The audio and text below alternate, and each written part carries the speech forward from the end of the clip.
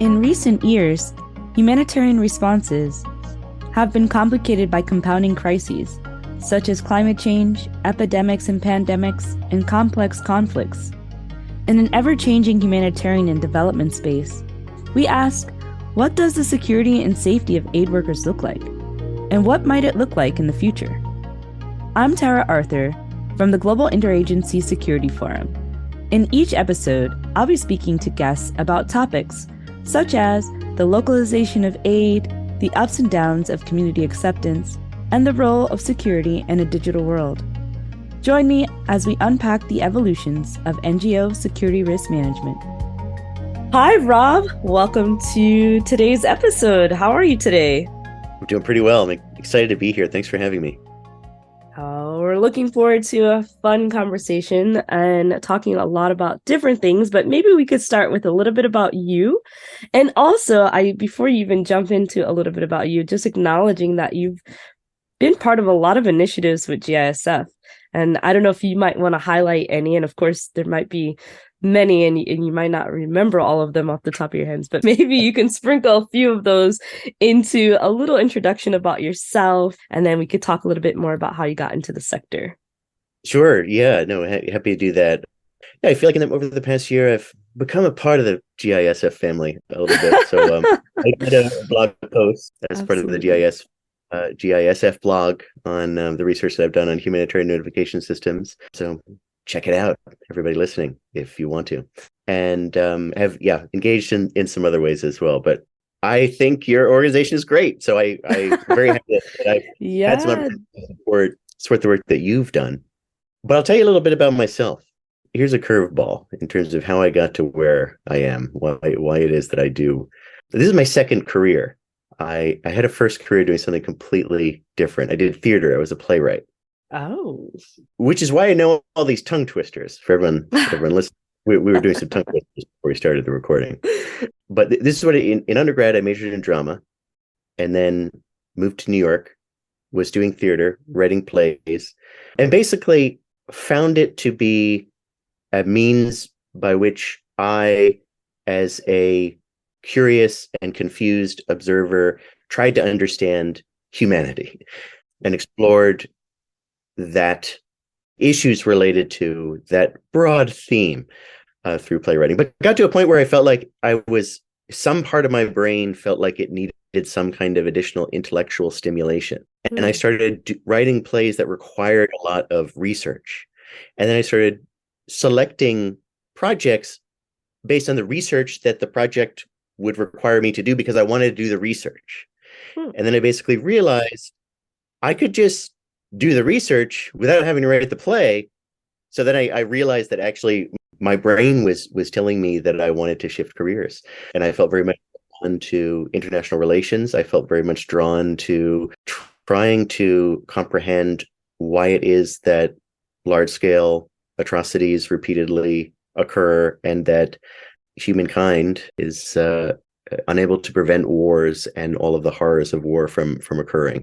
And that sort of broad impetus brought me to where I am today, where I'm researching different aspects of humanitarian organizations and trying to understand the policy issues that humanitarian organizations confront, and trying to produce research that hopefully can structure people's thinking about how to approach various challenges and dilemmas.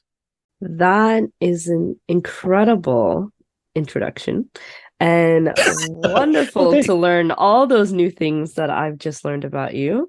Really interesting background in the way that that's informed where you've come to now talking about humanitarian notification systems. And maybe we just go there a little bit and tell me a little bit more. What is humanitarian notification systems?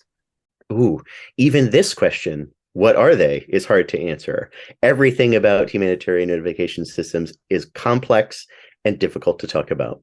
So what are they? First of all, let me start by addressing the issue of the nomenclature of what we call these things, because we're calling them humanitarian notification systems. But not everyone uses that terminology to describe what they are.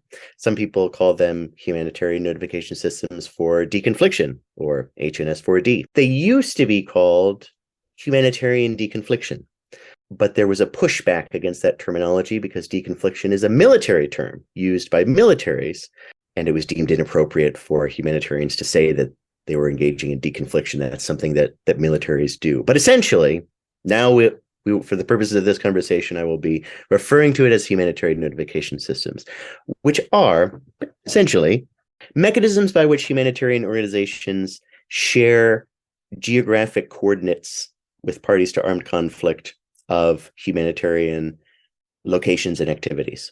So there are two types of notifications: fixed sites, say a warehouse, an office building, and also movements. So if humanitarians are planning a convoy, they will notify about that convoy. The idea behind it, the reason for sharing these coordinates, is to mitigate humanitarian insecurity. At least at a minimum, that's what the purpose is intended to be. Even the question of the purpose opens up Pandora's box of issues. Mm-hmm. But the idea is that you send your coordinates to, say, a military, the idea being that then the military knows that you're going to be at this place at this time, and they can take that into consideration in their targeting practices. The ideal result being that less humanitarian organizations are accidentally struck or impacted by military activity for humanitarian organizations operating in volatile environments such as armed conflict settings. That's the gist of what they are. So with that gist, that is very interesting. Let's unpack it a little bit further. I'd be interested to know, when you say that you submit this information into the military's received the information, how is the data managed, and are there critiques of this system? Indeed, there are critiques of this system. And this is where I come in as a researcher, trying to understand these critiques and trying to understand the way that these systems operate, or sometimes fail to operate as adequately as people would like them to. But the question of what exactly the platform is, what form does it assume, varies a lot from context to context. So at one end of the spectrum is a completely non-digital approach. So you have a paper map. You have points on that map that show where, say, humanitarian warehouses are, and you are sharing that map with the military.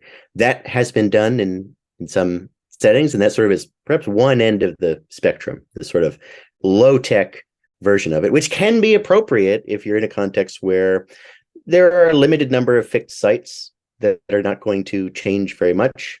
Can be appropriate for that type of setting. At the other end of the spectrum is a more intricate technical platform, where, say, a situation like Yemen, where you've had thousands and thousands of notifications of fixed sites and movements that is constantly being updated as the situation changes, and you have a multilateral platform where you have many different humanitarian organizations submitting notifications being run through an intermediary. In many cases, it's OCHA, and then OCHA then submits to the military. So it creates, in a situation like that, when it's scaled up, it creates a lot of challenges for data management and process management. For example, a key question is, how accurate is actually the data that is being sent? Especially if the system is just, you're typing in geocoordinates, very likely they're going to mistype a little bit. So there's that technical question of how accurate the data is, who is responsible for determining the accuracy of that data. Because the whole purpose of humanitarian notification systems sort of falls short if you're actually not sending accurate data to the conflict, to the conflict party. But also there's the question of, what does that military that you're sending it to actually do with that data? Ideally, what do they do? What's that? I said, what do they do? Tell us. Well, to be honest, I can't tell you, because it's a black box, and there actually is limited information about what happens once it is transferred over to the military, and certainly varies from military to military. But the ideal case is that the military receives it and they distribute it internally to the relevant stakeholders on the military side so that it can influence the targeting process and other aspects of military planning. Sometimes that is certainly not the case. Sometimes it is certainly not integrated in that way by militaries. There is also the concern that it could be used for the exact opposite reason that it is intended to be sent over. The intent is the military will use it so that they do not accidentally hit humanitarians, but there can be a concern, depending on which military you're sending it to, that a military could conceivably use it as like a suggested targeted list. Like, oh, great, now we know where humanitarians are. If we want to hit humanitarians, now we know where to hit them. So that has been a concern in Syria. That's one context where that concern has arisen. But I perceive, and this is what I hear from humanitarian workers themselves who have reported this to me in research interviews I have conducted, that one should not push that concern too far. The more widespread perception from humanitarians that I hear is that militaries actually, they don't need this information for their targeting. If they are intending to target humanitarians, they do not need humanitarians to send that information. They already have other means to get that information. But that is another concern. So the concerns about HNS basically run the gamut from the nitty-gritty of the technical. How are you actually inputting the data? How does the interface work? Is it user-friendly? Does it maximize the possibility that the user will be able to input accurate data, to the whole process of who manages that data and ultimately how is that data used? Basically, every step of the process is something that is worthy of policy attention and discussion and discourse. And speaking of that, let's maybe talk a little bit further about the wider discourse on HNS, or humanitarian notification systems. So how would you say that kind of relates in more detail around some of the philosophical debates around, humanitarian law and principles and whose responsibility it is to manage these types of systems? Do you have any reflections on kind of the wider debates and where this kind of fits into the bigger humanitarian conversation? The topic of HNS fits exactly within all of those hot rod issues that you just alluded to. It's a technical platform of information sharing. Great. Needs some attention in terms of how the technical platform is set up. Like I said, how user-friendly is it? How is the process managed?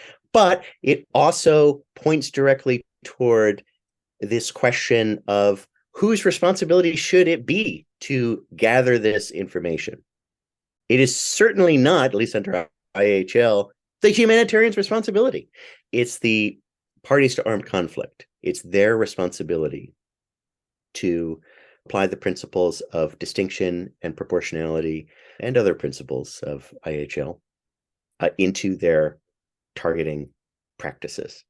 It's their responsibility, the military's responsibility to apply those principles, and their responsibility to understand the civilian environment to do so.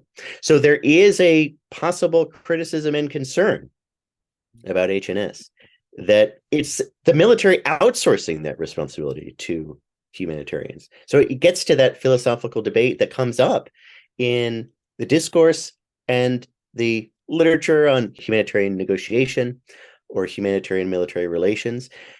The overarching concern of humanitarians being instrumentalized in their efforts by militaries and governments in ways that serve the interests of militaries and governments in ways that are not consistent with humanitarian ends. It cuts to the heart of that concern and that possible dilemma.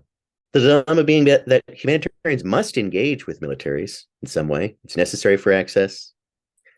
It's necessary for mitigating humanitarian insecurity. But in doing so, in those interactions, are they enabling humanitarian work, or are they enabling governments and militaries to,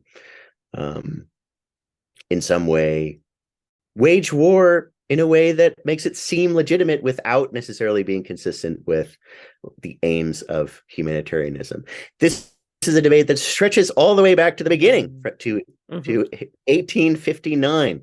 So listeners out there with their bingo cards, I am about to reference the Battle of Solferino, but this was the same debate that was happening in the mid 19th century when Henri Dunant and others proposed and created the International Red Cross movement that later became the International Red Cross and Red Crescent movement. The idea being that there should be civilian auxiliary societies on the battlefield to attend to the medical needs of wounded soldiers. But there was a pushback against that.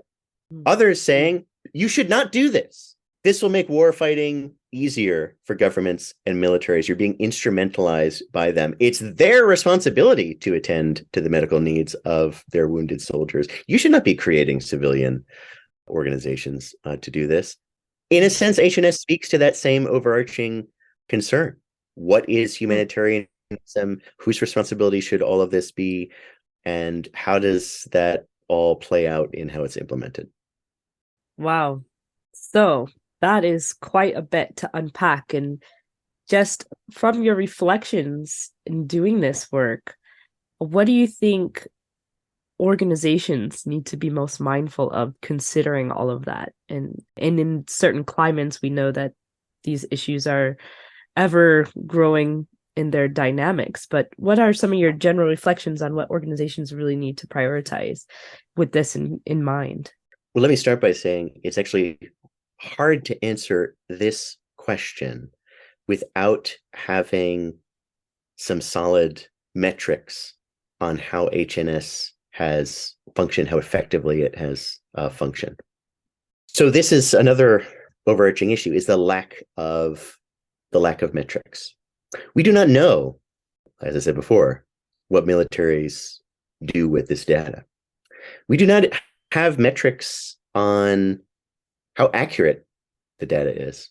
The intermediary that receives the data from humanitarian organizations and then transmits it to the military sometimes has engaged in some completely minimal, as far as I can tell, verification of the data before sending it forward. But that verification is essentially checking to make sure it's in the right country, or checking to make sure that it's not in the middle of the ocean.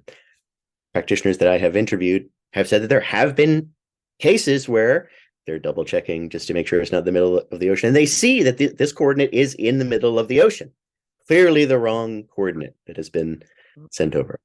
But making sure that it's in the right country or not in the middle of the ocean is not the same as verifying that actually the coordinate is the accurate coordinate. So without metrics on those issues of how accurate the data is, on actually what is the impact of sending over the data, it's actually hard to engage in an empirically grounded discussion about what humanitarian organizations should and should not adjust about how they engage in humanitarian notification systems. But that being said, humanitarian organizations must, when they're considering whether to participate in a system like this, must consider how that military is likely to use this information. Certainly, it doesn't make sense to use it with a military that you do not perceive to be acting in good faith in their participation in the system. That being said, referring back to the context of Syria, this is a context where faith was completely lost in the system because sites that were notified through the HNS were repeatedly bombed. There was not a sense among humanitarian organizations participating in the system that it had a protective effect. Many organizations continued to participate in the system because they perceived that it could be useful in the long term for accountability purposes. They wanted a record of the fact that they had sent this data to parties to the conflict and that these sites had been struck afterward. But that opened up a huge debate because the system was not intended to be a system for accountability. It was intended to be a system for mitigating humanitarian insecurity. So you have this disagreement, debate that is highly charged about what actually should be the purpose of it. So when considering whether to engage in humanitarian notification systems, at a bare minimum also, it is important to have a realistic sense of what this system can accomplish and the limits of what it can accomplish. And that should feed into this decision-making process. But it should be voluntary, and it should be something that organizations decide on a case-by-case basis. If they perceive that it will bolster their security, then it conceivably could make sense to participate in the system. If not, then it does not make sense to participate in the system. That's very interesting. And just thinking about the use of the system in the multiple ways you just outlined, it's absolutely very fascinating how, depending on the organization's positionality, how they might view that. And I'm just thinking, has your research, also looked at the gaps between humanitarian notification and civil military relations? And thinking of some of the examples you've just highlighted, do you feel that there's some kind of new way of exploring that relationship through your research? For sure. This is how I came across researching humanitarian notification systems in the first place. I stumbled across it completely by accident in the past when I was researching humanitarian negotiation and humanitarian civil military coordination. It was in interviews I was conducting previously for different research project where the issue of HNS came up and all the challenges and dilemmas came up. But I'll link it to humanitarian negotiation specifically, which is an element of humanitarian civil military coordination, or SimCoord, if you're talking about negotiations between humanitarians and militaries.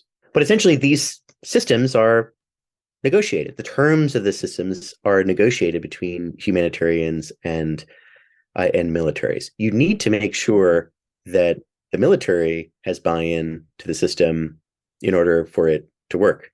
And the information needs to be transferred in a way that will work for the military to receive. What interviewees have expressed to me is the importance of not relying on HNS as a platform to replace that engagement that is necessary between humanitarians and militaries, but rather to complement those engagements, especially if something goes wrong. If you submit a notification, say on a fixed site, and then that fixed site is struck by the military, it is important to have some kind of process for engaging with the military to find out what happened.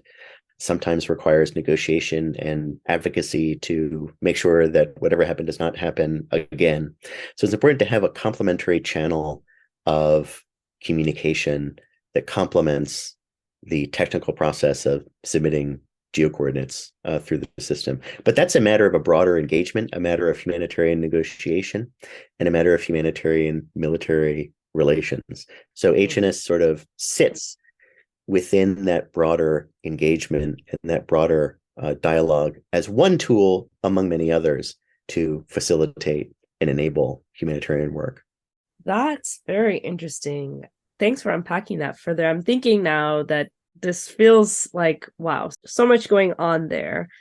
Take us into the future, maybe.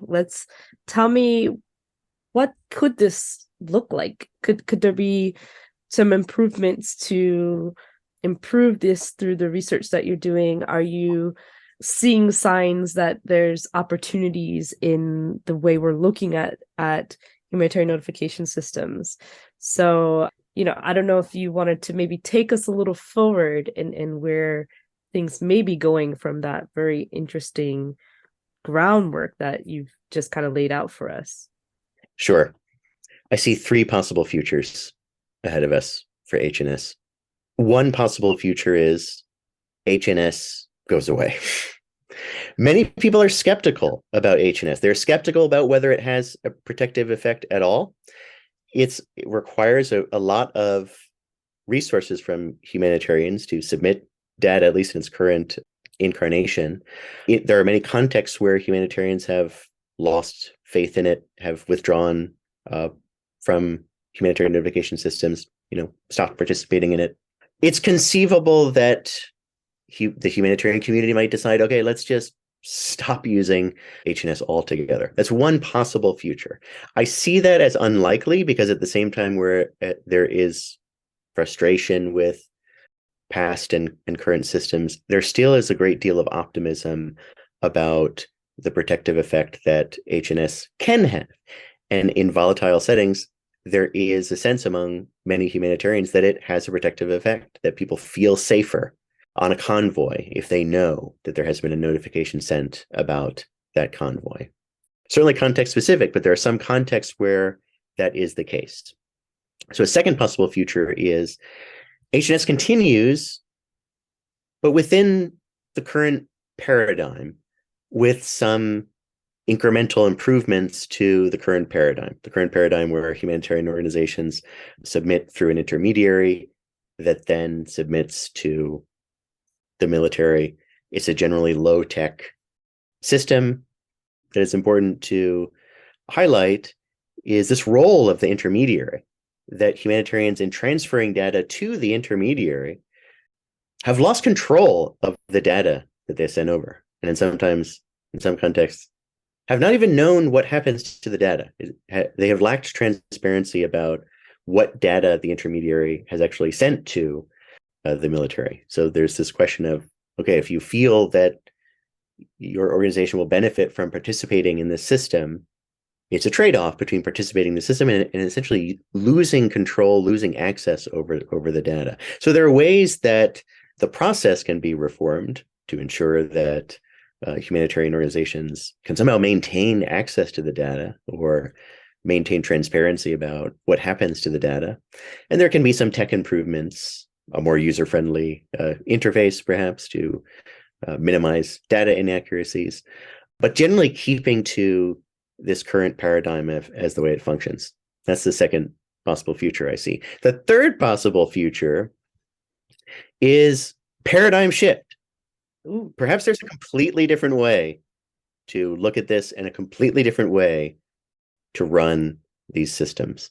So here's where I get to the broader project at MIT, which is where I have done this research. The team at Lincoln Laboratory at MIT has created a prototype for HNS, which is a different way for how it can run.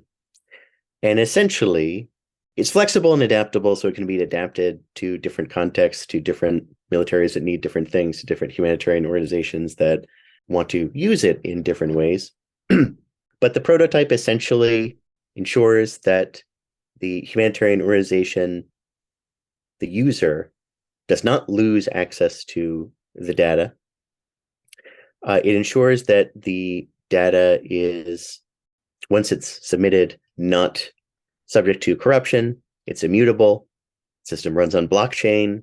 There's a high level of data security involved, and essentially can function, this prototype, as sort of like a global emergency communication network, that as long as there's a military hooked into the system and then a humanitarian hooked into the system, and as long as they have both agreed that they want to use the system to communicate, they can use the system to communicate.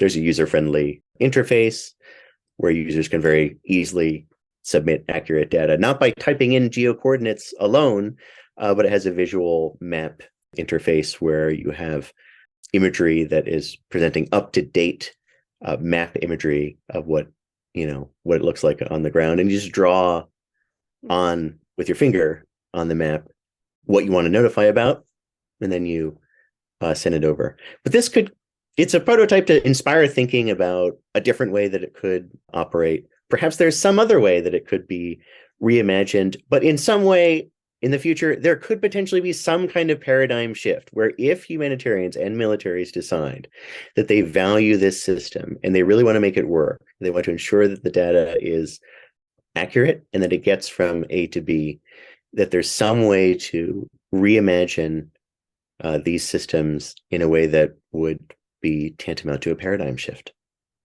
Wow. Let's take a moment. You just shared something very significant in your trajectory of your research, it sounds like, and that you've identified some of the very challenges that have been a part of HNS, and you've in fact been working on some of the shall we say solutions to those challenges. In developing this prototype, where are you in the trajectory of the prototype's development, adoption, and use to know if some of these solutions or opportunities to kind of speak to some of the concerns that HNS has, where is that taking you now? The prototype is developed, it's ready to be field tested. So wow, congratulations. Thank you. Yes, that's the next phase, is to run it through a test and see how it does, get some feedback about ways to tweak it, to improve it. But that's where it is right now. It's been built and it's ready to be rolled out in a field test environment. Well, maybe we can have you back after it's been tested to let us know how it's been going. And I don't know if you've already, you mentioned this, but I don't know if you've already been thinking about other use cases for this type of technology that you're developing. And in your allusion to it, typically when you're referencing HNS and conflict settings, are there other applicable uses that you are already kind of envisioning for something like this? Yes. So the prototype that MIT has created is, it's adaptable. So the way it's built, it's designed to be used for HNS, for communications between humanitarians and militaries, but could easily be adapted for other purposes. One possibility we have in mind is, in some way, for humanitarians to use the prototype to communicate with each other across organizational lines. So the system could be used conceivably to communicate among humanitarian organizations about access incidents that they want to share with each other. Could be used to communicate with one another about locations of landmines or some purpose like that. So it could have other uses as well and could easily be adapted toward those ends beyond HNS. That's really interesting. It would be very good to hear once you've had a chance to test and roll that out a bit more, where it's going. I'm sure many people will be interested to follow that. Is there an opportunity that our listeners could follow that work already? If people are interested to learn more, they should absolutely reach out to me. Happy to tell you more. We'll also be having a report coming out that will present some of our findings from our research. So that'll be coming out soon. Wonderful. That's great. Well, before we let you go, I don't know if there's any other things that you would be willing to share or maybe synthesize for us that are really essential for us to walk away with on humanitarian notification systems. Some considerations that, organizations really need to think about in terms of good practices and the safety and security of how this kind of may work for their organizations or not in the decision-making process. Let me flag this issue, which is a big one, important to highlight, which is that HNS is a system of data governance. And it's important to lean into that aspect of what HNS is. There is a whole field of humanitarian policy studies of researchers, scholars who are focused on these issues of digital ethics and what it means to implement a system for storing and sharing data in an ethical and responsible way. The discourse on HNS, as far as I have seen, has not been linked in a very robust way to that line of policy thinking and analysis. And I think that's extremely important, that these are systems that are intended to be created to save lives. They might have certain unintended adverse effects. There are questions about who participates in the system, who should not participate. These are questions that have not been approached in a very transparent manner. What organizations get in, what organizations do not get in is a crucial question. What are the obligations of managing that data? What possible harms can result? are questions that require a great deal of critical reflection. So one thing I would like to see in the future for HNS is for these two subfields of humanitarian policy thinking to be integrated in a very, very deep way, so that questions about digital ethics are living at the heart of HNS and how we think about it and how we implement it. That is very well said. Thank you so much, Rob. Grace, it has been wonderful to have you here and giving us more insight into what humanitarian implications are and the future possibilities that we might see very soon. And we look forward to maybe having you back soon. And we do encourage people to take a look at the blog that you've written. We'll post a link to that as well in the notes. And hope people will get to read more on some of the vexing questions you pose within the blog and some of the other really important notes that you referenced there. But really, we thank you for being with us and enlightening us with some new insights. The pleasure is all mine. Thanks for having me. The Global Interagency Security Forum is a member-led NGO with a global network of over 140 member organizations and affiliates. We are committed to achieving sustainable access for populations in need through improved safety and security for aid workers and operations. GISF's original research, collaboration, and events drive positive change in security risk management across the humanitarian and development sector. We operate according to humanitarian principles and lead on best practices and innovation by pushing for a collaborative and inclusive approach to security risk management.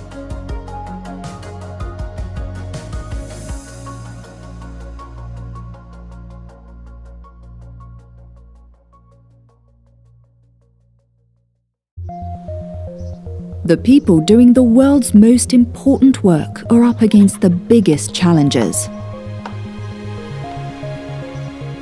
Since the 90s, security incidents involving NGOs have increased as their independence and impartiality no longer protect them.